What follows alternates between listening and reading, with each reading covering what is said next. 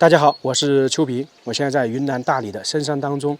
之前我们在湖北、贵州看到很多天坑村，以及悬崖村，或者是说湖边村。那有一些村落呢，到现在还不通公路，人们进出的话要从天坑底部爬山出去，或者说坐船出去。那今天我们来到的也是一个里面不通公路的村落，不过呢，它这里非常特殊，就是在这个地方能够看到马帮。说到马帮，大家应该会想到茶马古道。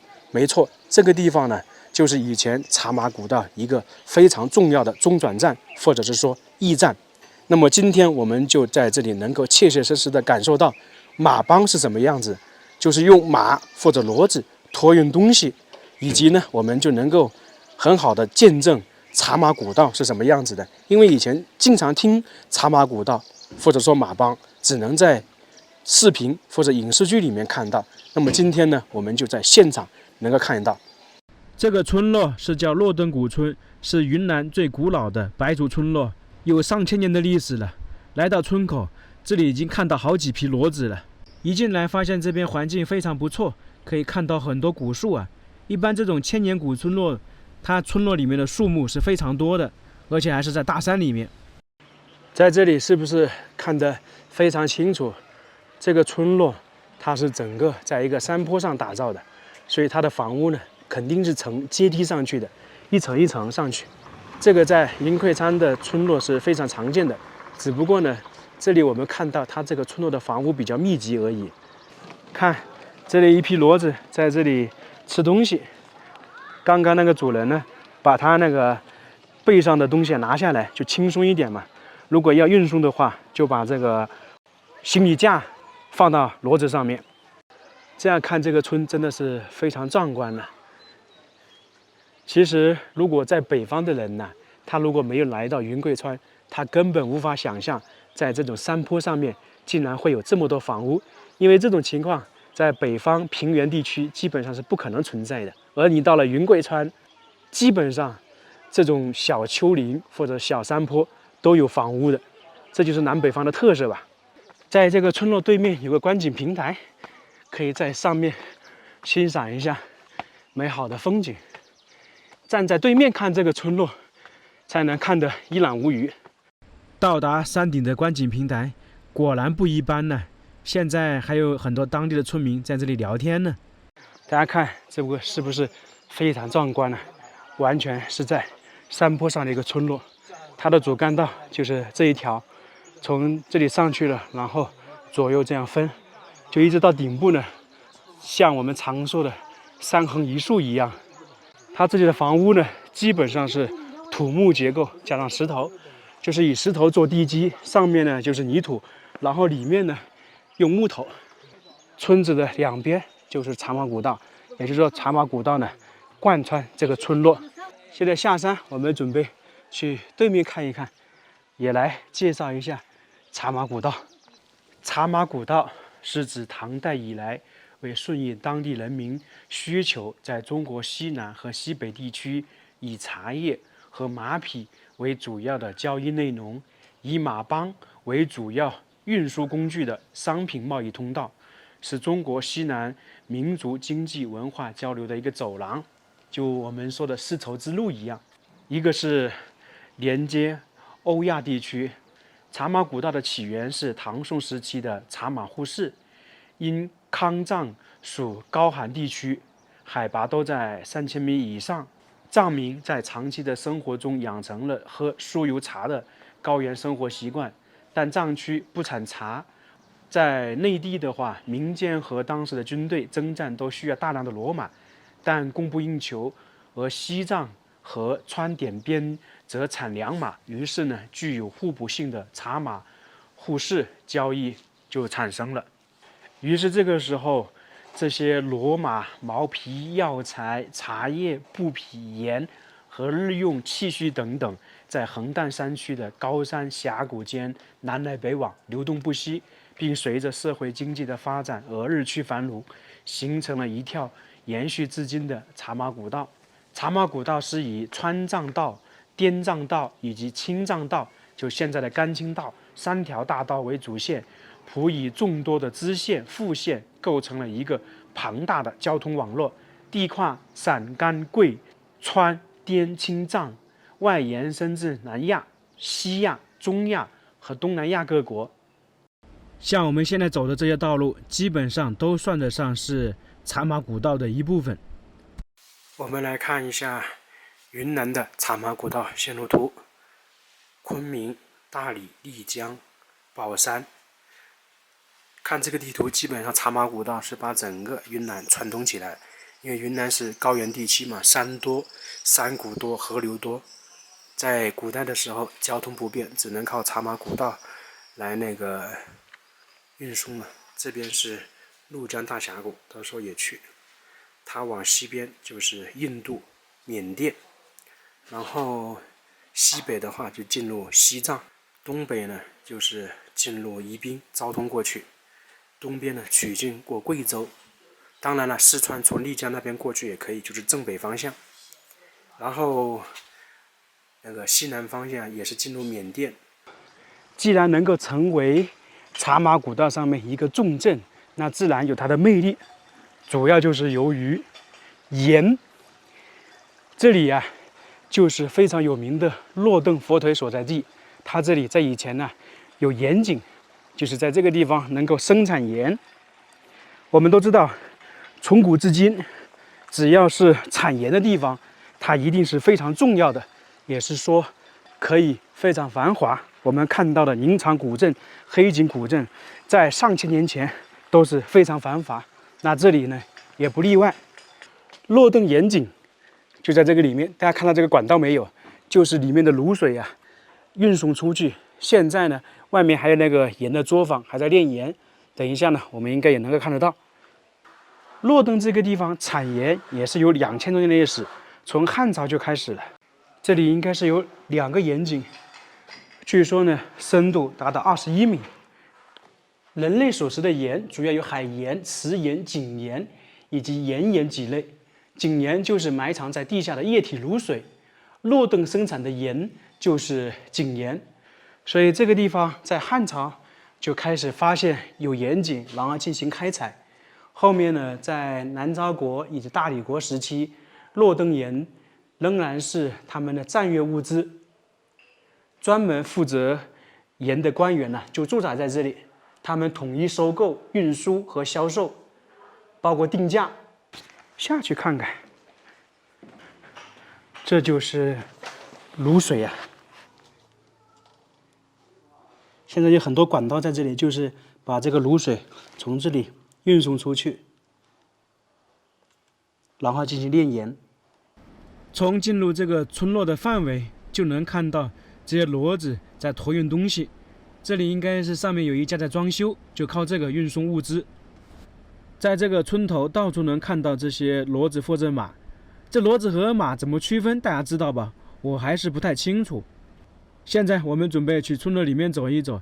这个村落由于是建在山坡上面，它的道路就是这样的石板台阶路，像自行车、摩托车、电动车在这里是行不通的，你基本上只能走上去。像前方这个是游客，也是来这里参观的。前方看到的就是骡子在驮运行李，我们就称呼它为骡子吧。在这个地方得一直爬坡上去，而且又是石板路，你如果要扛着行李箱上去是很困难的，也非常累。从而呢，就靠骡子把这些物品运送出去。我们看到的是现在运送行李箱，其实这个骡子呢可以运送好多东西。以前的茶马古道当时也是这样运送物资的，所以这里嘛才有我们常说的那个马帮一样的。包括现在这个村子里面，很多时候他们进出弄东西、搬东西都是靠马的。我们在路口也看到了，他们建房屋、装修都是靠那个马。这个3年是吧？这个3年啊，这个2年啊，看起来真好啊！火腿房是吧？哦，全是火腿吗？来看看他们当地人做的火腿，因为这里的洛顿火腿非常出名啊。哦，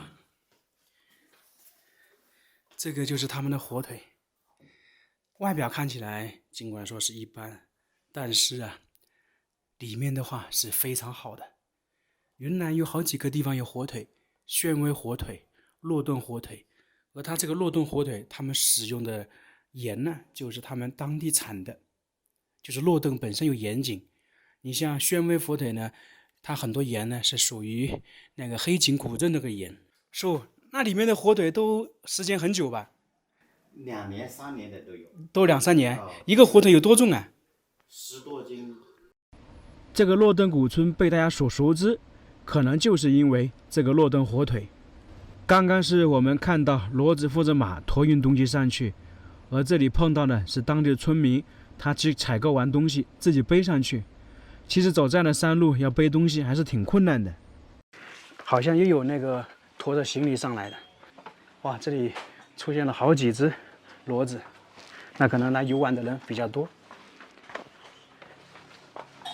他停下来，他这个骡子看到前面有游客的话，他会停下来让我们先过，所以也有点聪明啊。他这个能背多少重啊？300-400斤啊，这么厉害。这都是骡子还是马呀？看起来它跟马看起来很像哦。差不多。哇，还有人骑上来，那更厉害。这第一次看到有人骑上来，挺有意思的。大哥厉害呀！游客就得自己走上去了。我们继续往前走。刚刚在这里看到很多那个骡子啊，驮着游客的行李去那些客栈，包括呢也看到了当地的人，他们采购完东西用背篓背上去，那么就能够知道这里的交通工具呢，骡子还有我们说的11路。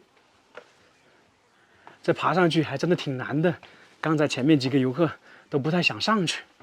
那么这个明显看得出来全是石头。这里啊，尽管说是土房子、土木结构，但是石头也缺不了的，也可以称之为石头王国。石头做的地基，石头做的石板路。这个石板路有几个作用：第一是道路，第二呢是那个排水的地方，就是如果碰到下大雨啊，整个这个路啊就是一条过水的通道。这里应该是一个客栈吧，来看一看。装修的挺温馨的，哇！1楼360、400，你看这些房屋，估计都有几百年的历史，真的好高啊！有人在这里拍照。通过航拍的画面可以看到，这个村落很多老房子都是那种四合院形式。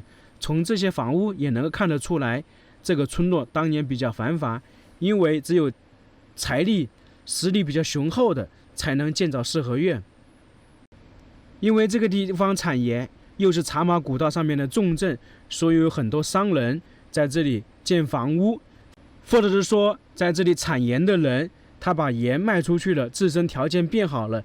同样在这个地方建房屋，你看四合院的布局都差不多，可以说这里是漫山遍地的四合院。在这样的地方走的话，就是会比较累。你看这个房屋在那里才是大门，但其实它整个最开始这里是一个坡的，只不过呢是用这些石头堆积而成，跟最上面成一个平面，才建起了一个房屋。整个这边的房屋基本都是这个样子的。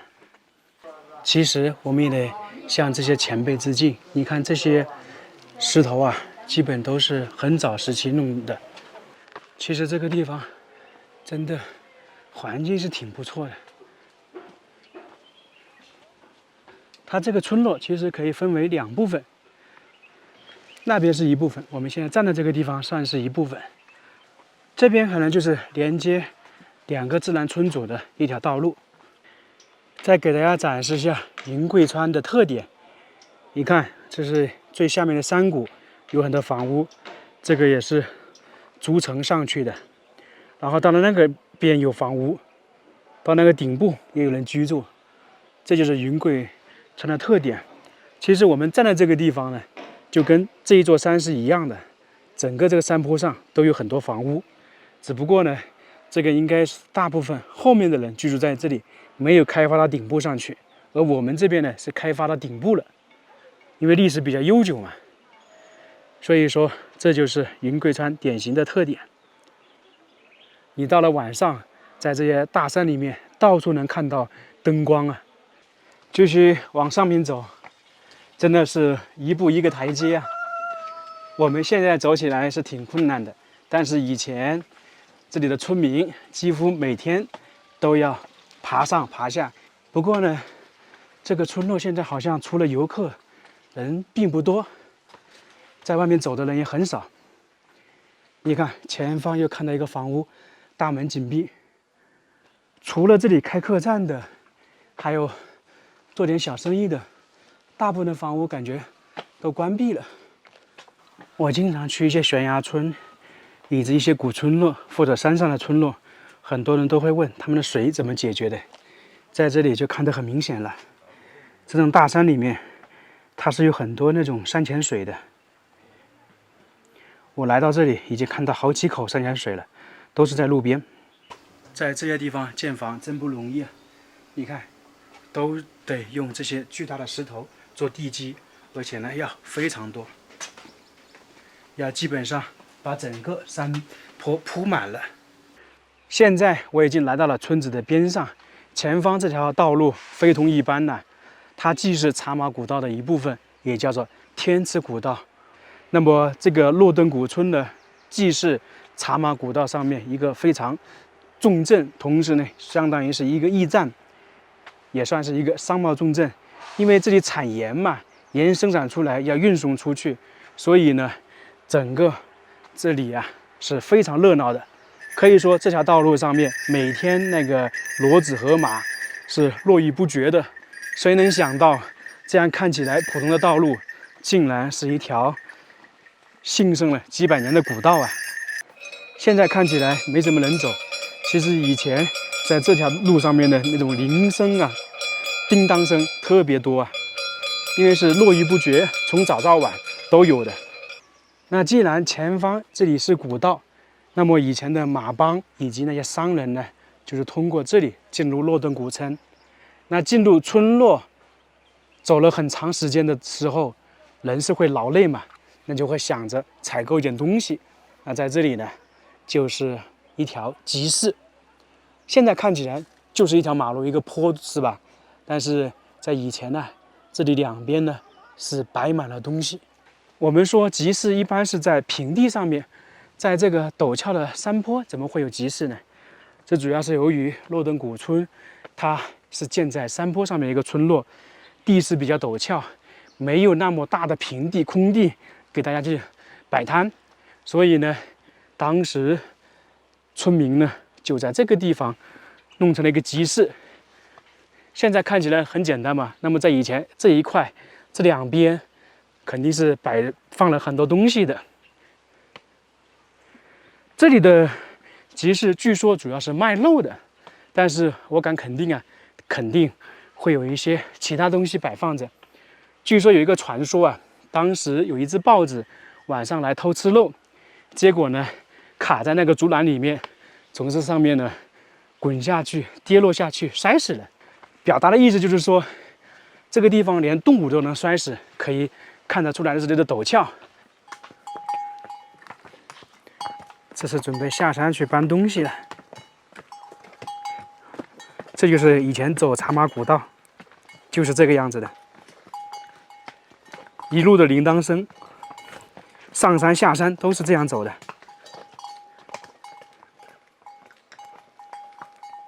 所以很多人听过茶马古道，没有感受过，就是这个样子的。这个村落简单的逛了一下，我估计啊，除了开客栈的本地人，现在应该不是太多，可能都搬出去了。现在准备下山，我们去看看生产盐的地方。在那里就有一座熬盐的作坊，过去看看制作盐到底是怎么一回事。有人在呢，啊，在熬盐是吧？来看看，就是这么熬的着。这里就是传统的熬盐过程，现在锅里正在沸腾，看到的那些就是卤水。我们一开始在旁边盐井里面看到的就是这些，它通过管道引入到这个作坊来，然后呢一直往这锅里加卤水，长期熬。它那个勺子里面就是盐呐，从锅里打出来的盐。这种熬盐方式是比较传统的，基本上24小时不断火。当然了，这样一锅卤水并不能产生多少盐，而是这个卤水少一点就加一点，然后在底部呢就形成了盐粒。仔细看看，它从锅里面捞出来，这个亮晶晶的就是盐，然后再弄一点把它放上去。可能很多人没见过熬盐，其实就是这个样子。刚刚我们在村落里面看到了洛顿火腿，全部是用这个盐加工而成的。那么在以前，这里洛顿的盐呢都是远销各地，通过马帮运送出去了，所以这里才有那个茶马古道以及呢盐马古道。来到这个洛顿古村，确实让人感受到不一样的东西，茶马古道、马帮以及熬盐。今天比较幸运呢，全部都看到了，因为这些确实比较罕见。那这个千年古村落就参观到这里了，非常感谢大家，我们下个视频再见。